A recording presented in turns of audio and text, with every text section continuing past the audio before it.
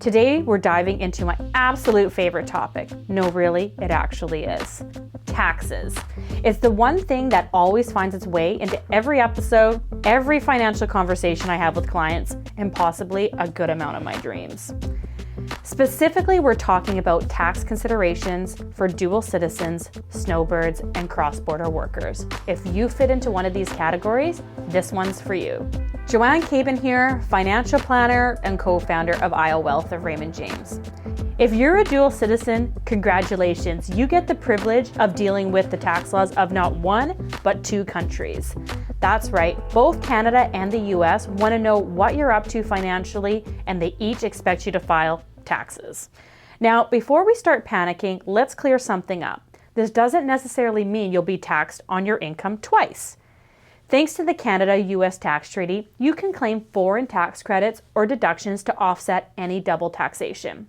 For example, if you pay Canadian taxes on your income, you might be able to reduce your U.S. tax bill by claiming a credit for those taxes. Sounds pretty great, right? Well, sort of. The key is tracking everything, and I mean everything. Different types of income, wages, dividends, capital gains, they're all taxed differently in each country. And let's not forget about foreign asset reporting. If you have a certain amount of investments, property, or bank accounts across the border, you might have to file extra forms. Because of course, we all love our paperwork.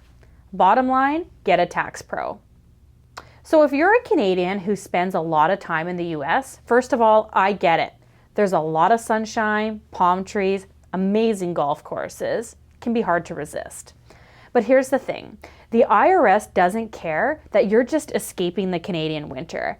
If you spend too much time in the US, you could be considered a US resident for tax purposes. And this means, yep, you guessed it, you'll have to file US taxes on your worldwide income.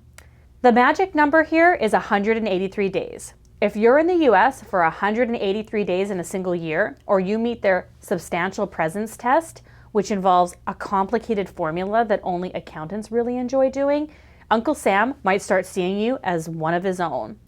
If you want to avoid that, you're gonna need to track your days. Seriously, keep records. If the IRS ever asks, how long were you in the US? You don't want your answer to be, I'm not sure. And if you're hovering close to the 183-day limit, consider filing a closer connection exception statement. That's Form 8840. It tells the IRS, hey, I may love visiting the US, but Canada still is my real home. Now on to cross-border workers. If you're earning money both in Canada and the US, things can get interesting. Where you pay taxes depends on where you work, where you live, and what the Canada-U.S. tax treaty says about your specific type of income. So for example, salary and wages, they're usually taxed where you've earned them. Pensions, typically taxed in your country of residence. Dividends and interest could be taxed at a reduced rate thanks to the tax treaty. So this is where the tax treaty really shines. It prevents you from paying more than you need to, but again, navigating it can be tricky. The best way to stay ahead is know your residency status and keep excellent records. So how do you actually make tax filing across two countries less painful? Here are 3 essential strategies. 1, keep meticulous records of where you spend your time and where your income comes from. A good spreadsheet might just become your new best friend. 2, file early and accurately. The tax treaty offers benefits, but only if you use them properly.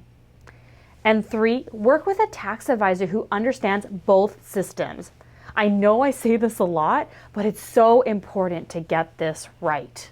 I know taxes aren't exactly fun, but when you're managing finances across borders, they're unavoidable. The good news is, with the right planning, you can make sure you're not paying more than you need to.